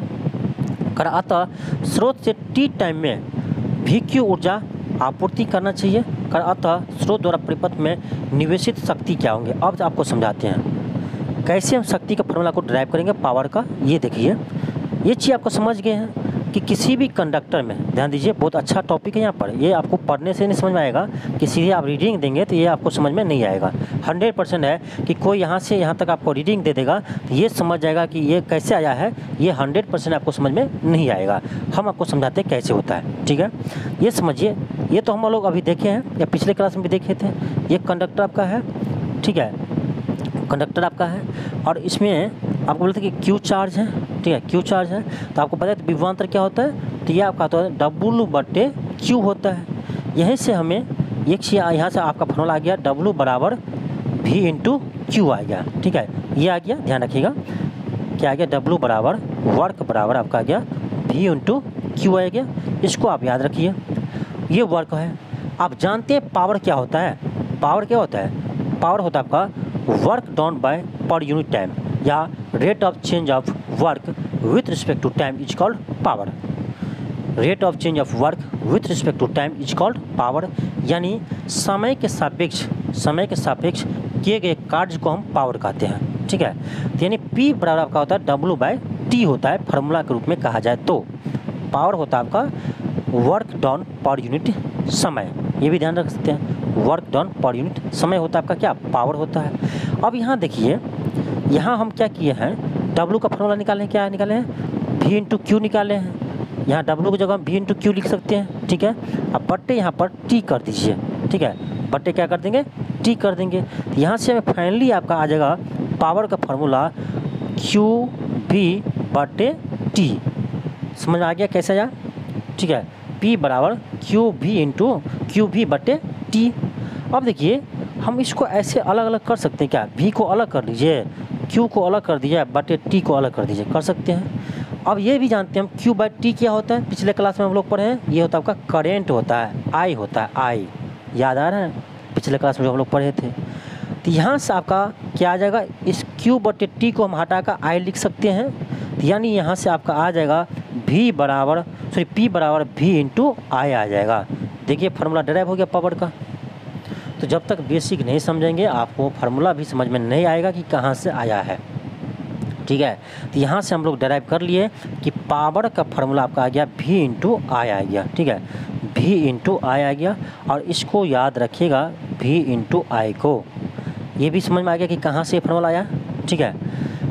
p बराबर v इंटू आई आया। हम जानते हैं पहले से कि v बराबर क्या होता है, I इंटू आर होता है, ओम्स लॉ में हम लोग पढ़े हैं। तो आप क्या कीजिए, यहीं पर क्या कीजिए, v को हटाइए, इसको जगह हम लिख सकते हैं क्या, I इंटू आर लिख सकते हैं, इस v की जगह बिल्कुल लिख सकते हैं। तो v की जगह हम लिख देंगे I इंटू आर लिख देंगे, और I तो आपको पहले से एक I यहाँ पर है, ठीक है। इसको आप सही से लिखेंगे क्या होगा, I इंटू आई स्क्वायर हो जाएगा इंटू आर हो जाएगा। तो यहाँ से मैं दूसरा भी फार्मूला आ गया, एक तो पहले से मालूम हो गया था p बराबर v इंटू आई, दूसरा आ गया यहाँ पर p बराबर आई स्क्वायर इंटू आर। आप लोग रटते होंगे कि पावर का 3 फार्मूला होता है, p बराबर v इंटू आई, p बराबर आई स्क्वायर इंटू आर, और एक और होता है p बराबर v स्क्वायर बटे आर। ये भी कहाँ से आता है ये भी आपको दिखा देते हैं। ये समझ में आ गया कहाँ से आया, ठीक है। पावर का ये भी फार्मूला है, आपके एग्जाम में पूछा गया था, TRE 2 में भी और TRE 3 में पूछा गया था, ठीक है। ये फार्मूला आपको पूछा गया था कि पावर का निम्न से कौन सा यानी सूत्र नहीं है, यानी किससे हम पावर नहीं निकाल सकते हैं, ठीक है। तो याद रहेगा तब तो बना सकते हैं। तो इसी फार्मूला से हम क्या किए हैं, इस फार्मूला को निकाले हैं, और इसी फार्मूला से चलिए दिखाते हैं आपको, v स्क्वायर बटे आर भी निकालते हैं, ठीक है। तो p बराबर क्या था, v इंटू आई था। एक चीज़ हम जानते हैं कि v बराबर क्या होता है, i इंटू आर होता है, i इंटू आर होता है। यहाँ i की जगह हम निकाल सकते हैं क्या, v बटे आर हो जाएगा, i का मान क्या होगा, v बटे आर हो जाएगा। अब क्या कीजिए, इस फार्मूला में v को रहने दीजिए, i को बदल दीजिए, i की जगह हम लिख सकते हैं क्या, v बटे आर लिख सकते हैं, यहाँ से लिख सकते हैं। तो यहाँ से आपका क्या होगा, v इंटू v स्क्वायर होगा, अब बटे क्या गया, आर आ गया। तो यानी यहाँ से हम तीसरा फार्मूला भी आपको ड्राइव कर दिए कि पावर बराबर p बराबर क्या होता है, v स्क्वायर बाय आर होता है। तो यहाँ से हम तीसरा भी आपको ड्राइव कर दिए कि p बराबर होता है v स्क्वायर बटे आर। v क्या है, तो v आपका विभवांतर है। और इससे पहले क्या आया था, p बराबर आई स्क्वायर इंटू आर, ये भी आपको ड्राइव करके दिखा दिए। और सबसे पहले आपको ये करके दिखा दिए कि p बराबर v इंटू आई। ये तीनों फार्मूला आपका पावर का है, तीनों को आपको अलग अलग नहीं रटना है। जैसे हम आपको ड्राइव करके दिखाए हैं वैसे ही आप ड्राइव कर सकते हैं, ठीक है। और नहीं ड्राइव कर सकते हैं तो इस तीनों को आप याद रख लीजिए, आपके एग्जाम में यहाँ से प्रश्न ज़रूर रहता है, ठीक है। फार्मूला से भी रहता है और इस पर क्वेश्चन भी आएगा, इसे भी हम आगे हल करेंगे, ठीक है। तो इस तीनों को आप आई होप इसको याद कर लीजिए, ठीक है। नहीं तो इसको याद रखिए, इसी से आपका ये दोनों फार्मूला आया है, ठीक है। आप कैसे आया है ये भी आपको हम दिखा दिए हैं, ठीक है। ये तीनों आपका पावर का फार्मूला होता है। अब चलिए आगे देखते हैं अब क्या है, ठीक है। ये तो आपको यहाँ ड्राइव करके दिखाया था, ये तो हम पावर का दिखा दिया। पावर का फार्मूला क्या होता है ये आपको हम दिखा दिए, ठीक है।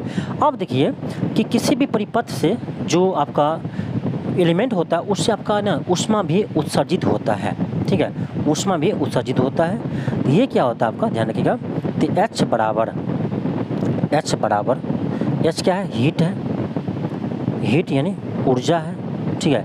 ये क्या होता है, तो अभी चलिए ये भी दिखा देते हैं, कहाँ से आया ये भी दिखा देते हैं। अभी हम लोग पढ़े थे पावर बराबर क्या होता है, वर्क बटे समय होता है। तो यहाँ से हम कह सकते हैं वर्क क्या हो जाएगा, पावर इंटू टी हो जाएगा, कोना कोनी गुना करेंगे तो वर्क बराबर क्या होगा, शक्ति गुने समय हो जाएगा, पावर गुने समय हो जाएगा। तो एक इस फार्मूला से आपका ये फार्मूला आया, ठीक है, ये फार्मूला आया, ठीक है। P इंटू टी होता है, P इंटू टी होता है क्या, वर्क होता है, वर्क आपका होगा P इंटू टी पावर गुने समय। अब P बराबर फार्मूला अभी आपको हम बताए थे क्या होता है, V इंटू आई भी होता है, P बराबर इंटू टी कर दीजिए, ठीक है। नहीं तो इसको छोड़िए, जो हम एक और फार्मूला आपको बताए थे पावर बराबर क्या, आई स्क्वायर इंटू आर, इसको ले लीजिए। P की जगह हम आई स्क्वायर इंटू आर लिख सकते हैं, इंटू क्या है टी है। यहाँ से आपका एक और फॉर्मूला आ गया, W बराबर क्या, I square R into T, I square R into T. ये भी आपका वर्क का ही फॉर्मूला आया है। आप जानते हैं कि वर्क का यूनिट क्या होता है, जूल होता है, और हीट का यूनिट भी जूल ही होता है। यहाँ से हम कह सकते हैं आपका हीट का फॉर्मूला आपका यहाँ से आ जाएगा I square into R T. जो आपका हीट है वो भी किसी तरह से वर्क ही है, ठीक है। तो जो आपका किसी भी वायर से आपका जो हीट जनरेट होंगे आपका होगा I square into R T. और यहाँ से आपका फॉर्म क्वेश्चन इस बार बीपीएससी TRE 4 में, सॉरी TRE 3 में आपका आया था, किसमें, क्लास 11-12 में आपका क्वेश्चन यहाँ से आया था। आप जाकर देख लीजिए, इस बार का पेपर में 11-12 में आपका यहाँ से प्रश्न आया था। नॉमिकल क्वेश्चन दिया था, आई भी दिया था, आर भी दिया था, समय भी दिया था। आपसे पूछा था, हीट पूछ रहा था, ठीक है, वर्क पूछ रहा था वहाँ पर, ठीक है, वर्क पूछ रहा था वहाँ पर, ठीक है। तो ये आपका प्रश्न यहाँ से आता है, इसलिए आप याद रखिएगा H बराबर I square R into T, ठीक है। H क्या है, H आपका हीट ऊष्मा है, ठीक है। किसी भी स्रोत से जो ऊष्मा उत्सर्जित होता है वो आपका ऊष्मा है। H I करेंट है, R रेजिस्टेंस है, T समय है, ठीक है। आगे चलिए देखते हैं। आगे कर आपका ओम के नियम के अनुसार ये आपका आता है क्या, H बराबर I square into R T. करा इसे जूल का ताप नियम कहते हैं। अब देखिए इसको ध्यान रखना है, इसको क्या कहते हैं, उसको जूल का ताप नियम भी कहते हैं। फिर आगे दिया गया है कि इस नियम से स्पष्ट है कि किसी प्रतिरोध में उत्पन्न होने वाली ऊष्मा, ठीक है। देखिए ये जो डिपेंड करता है, फार्मूला से भी आप बता सकते हैं। H बराबर क्या है, I square into R T है। तो यहाँ से हम क्या कह सकते हैं, जो इससे ऊष्मा जो उत्सर्जित होता है वो किस पर डिपेंड करता है, भाई विद्युत धारा पर डिपेंड करता है, क्योंकि इसमें I है। देखिए विद्युत धारा किस पर डिपेंड करता है, रेजिस्टेंस पर डिपेंड करता है, रेजिस्टेंस इसमें दिया है। टाइम पर डिपेंड करता है, समय पर डिपेंड करता है, ठीक है। तो यही चीज़ आपको यहाँ पर दिया होगा, इसको देख लीजिए, ठीक है। क्या करा है कि प्रतिरोध में प्रवाहित होने वाली विद्युत धारा के वर्ग के अनुक्रमानुपाती होते हैं। तो अभी हम तो देखे थे ना, H बराबर क्या था, I square R into T था। तो I स्क्वायर है ना, इसी को बोलते हैं क्या लगा, वर्ग। तो वर्ग है I का। दूसरा कह रहा है दी गई विद्युत धारा के प्रतिरोध के अनुक्रमानुपाती होते हैं। बिल्कुल सही है, प्रतिरोध के समानुपाती है, अनुक्रमानुपाती है। तीसरा है उस समय के अनुक्रमानुपाती होते हैं, समय के समानुपाती होते हैं, बिल्कुल है। तो ये जो आपको अलग से, इसको ये अलग से नहीं है, ये अलग से नहीं है। ये जो आपका फार्मूला है I स्क्वायर आर टी, इसी को भाषा में लिखा गया है, ठीक है, इसी को भाषा में लिखा गया है, ठीक है। तो यहाँ से आपका ये चीज़ आया है, ठीक। आगे देखिए क्या लिखा है, आगे कर आपका जिसके लिए दिए गए प्रतिरोध में विद्युत धारा प्रवाहित होती है, व्यवहारिक परिस्थिति में जब हम वैद्युत संधारित्र को किसी ज्ञात वोल्ट स्रोत से संयुक्त करते हैं तो संबंध में भी I बराबर V बटे R द्वारा उस संधारित्र में प्रवाहित विद्युत धारा को संकलित करने का पश्चात समीकरण का उपयोग करते हैं। माने वही कह रहा है कि किसी भी परिपथ में हम क्या करते हैं, करंट कैसे निकालते हैं, तो V बटे R का यूज करके हमें करंट निकालते हैं, ठीक है। अब चलिए प्रश्न को हल करते हैं। देखिए प्रश्न आपको दिया गया है, क्वेश्चन आपका है कि किसी विद्युत स्त्री में अधिकतम तापमान के दर के लिए 840 वाट की दर से ऊर्जा उपभोक्त होती है तथा 360 वोल्ट की दर से उस समय उपभोक्त होता है जब तापमान की दर न्यूनतम है। यदि विद्युत का स्रोत 220 वोल्ट है तो दोनों प्रक्रमों में विद्युत धारा तथा विद्युत प्रतिरोध का मान ज्ञात कीजिए। समझिए करा क्या है, एक आपका विद्युत स्त्री है जिसको हम बोलते हैं आयरन, ठीक है। उसमें कर आपका कि 840 वाट का क्या है, पावर है, ठीक है। और इसको हम 220 वोल्ट के बैटरी से जोड़ते हैं। तो कह रहा पहले विद्युत धारा क्या होगा और प्रतिरोध क्या होगा। दूसरी बार 360 वोल्ट के जोड़ते हैं, तब 360 वाट के प्रतिरोध स्त्री को जोड़ते हैं किससे, 220 वोल्ट से, तब कह रहा आपका विद्युत धारा और प्रतिरोध क्या होगा, ठीक है। यहाँ पर दो प्रश्न है, समझिए यहाँ पर दो प्रश्न आपका है।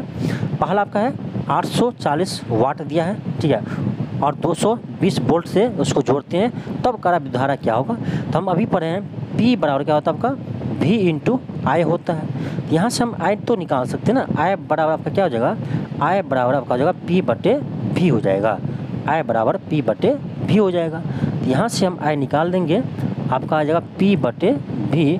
तो P की जगह यहाँ क्या है, पहला केस में 840 वाट है, बटे वोल्टेज कितना दिया है, 220 वोल्ट दिया है।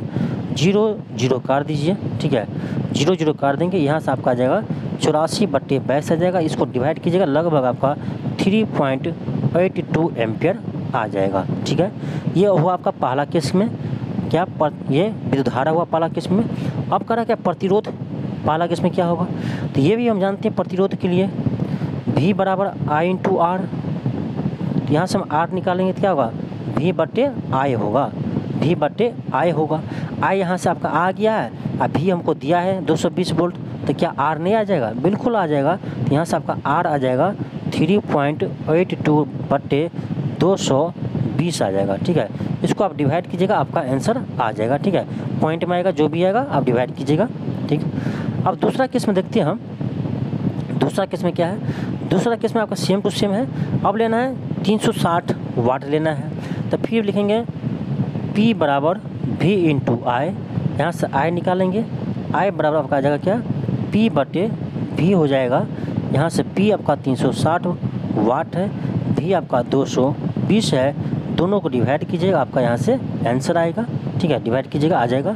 यहाँ से I आएगा, तब फिर हम क्या करेंगे, यहाँ से R निकालेंगे, V बटे I करके ये आपका R भी आ जाएगा। ठीक है, पॉइंट में है। ठीक है, डिवाइड कर लीजिएगा। तो आपको ऐसे क्वेश्चन को हल करना है। फिर चलिए आगे देखते हैं। आगे आपका प्रश्न है कि किसी 4 ओम प्रतिरोध से प्रति सेकेंड 100 जूल ऊष्मा उत्पन्न हो रही है, तो प्रतिरोधक के सिरों का विभवांतर ज्ञात कीजिए। ये अच्छा प्रश्न है और ऐसे प्रश्न आपके एग्जाम में आएंगे। ठीक है, ऐसे प्रश्न आपके एग्जाम में आएंगे। क्या दे रहा है, 4 ओम प्रतिरोध दिया है। ठीक है, यानी हमको रेजिस्टेंस दिया है 4 ओम, और क्या कर रहा है कि प्रति सेकेंड 100 जूल ऊष्मा उत्पन्न होता है। प्रति सेकेंड कितना 100 जूल ऊष्मा, यानी प्रति सेकेंड 100 जूल ऊष्मा उत्सर्जित होते हैं। तो जूल पर सेकेंड यही तो आपका क्या होता है, पावर होता है। यानी इसको हम सिंपली भाषा में कहें तो ये 100 वाट आपका पावर दिया है। समझने पर फ़र्क है। ठीक है, समझिएगा, क्वेश्चन आपको आसानी से बन जाएगा। ठीक है, ये दिया है, पावर आपका दिया है। क्या कह रहा है, प्रतिरोध के सिरों के विभवांतर ज्ञात कीजिए। प्रतिरोध के सिरों के विभवांतर ज्ञात कीजिए। तो हमें यहाँ से आपका P मालूम है और हमें यहाँ से R मालूम है। P मालूम है, R मालूम है, तो यहाँ से हम क्या मालूम कर सकते हैं, I मालूम कर सकते हैं। तो P बराबर क्या होता है आपका V इंटू I होता है। P बराबर V इंटू I होता है। P की जगह आप 100 लीजिए। ठीक है, V हमें नहीं पता है तो V इंटू I इसको नहीं कर सकते ना, कि नहीं पता है हमको, I पता है नहीं V पता है, तो इसको नहीं लगा सकते हैं। कौन सा फॉर्मूला यूज करेंगे, जिसमें हमें R दिया हो। तो P बराबर I स्क्वायर इंटू R, हाँ इसका यूज कीजिए। ठीक है, तो P आपका दिया है 100 लीजिए। I स्क्वायर नहीं पता है लेकिन R पता है, R आपका 4 है, 4 से काटेंगे आपका 25 चुका 100। यहाँ से आपका आ जाएगा I स्क्वायर बराबर 25, यहाँ से आपका I आ जाएगा √25 यानी 5 एम्पियर आ जाएगा। क्या आ जाएगा, 5 एम्पियर आ जाएगा। तो यहाँ से हमें करंट पता हो गया 5 एम्पियर। जब हम करंट पता कर लिए कितना 5 एम्पियर, पावर दिया है कितना 100 वाट दिया है, रेजिस्टेंस दिया है कितना हमें 4 ओम दिया है। अब V बराबर I R करके हम V भी निकाल लेंगे ना, विभवांतर पूछ रहा है ना, तो V बराबर I इंटू R होगा। I हमें निकाल लिए 5 एम्पियर, तो यहाँ से I इंटू R, R आपका 4 है, तो 5 चौक 20 वोल्ट हो जाएगा। तो आपका विभवांतर कितना आ गया 20 वोल्ट आ गया। यही आपका आंसर होगा, 20 वोल्ट यही आपका आंसर होगा। तो यहाँ चलिए कहाँ है, देखिए बिल्कुल आपका सही है 20 वोल्ट। इन सभी प्रश्नों को आप दोबारा अपने से बनाइएगा वीडियो देखने के बाद। ठीक है, अब चलिए इसका आगे क्या है, इसका आगे आपका है विद्युत धारा के तापीय प्रभाव के व्यवहारिक अनुप्रयोग। ठीक है, इसका आगे हम आप लोगों को कल क्लास में देखेंगे, यानी इसका आगे हम लोग नेक्स्ट क्लास में देखेंगे। ठीक है, अब आपका इसमें बहुत कम बच गया है, अगला आगे देखिए क्या है ये देखेंगे। उसके बाद आपका देखिए विद्युत शक्ति है, जो हम लोग पहले ही पढ़ चुके हैं। पावर का 3 फॉर्मूला हम डिराइव किए थे। ठीक है, ये पहले हम पढ़ चुके हैं। उसके बाद आपका क्या होगा, उसके बाद आपका प्रश्न है, तो प्रश्न को हम एक प्रश्न को आपको हम अगले क्लास में हल करेंगे। सब्जेक्टिव ऑब्जेक्टिव जितने भी प्रश्न है सभी को हम अगले क्लास में आपको हम पूरी सॉल्यूशन करेंगे। ठीक है, तो आज आप यहीं पर रहने दीजिए। ठीक है, आज इतना पढ़िए, अगले क्लास में हम आगे बात करते हैं और सभी प्रश्न को आपको हल करके दिखाएंगे। ठीक है, चलिए मिलते हैं नेक्स्ट क्लास में। आज के लिए इतना ही, थैंक यू, धन्यवाद। आप लोग इस क्लास को अधिक से अधिक शेयर कीजिए।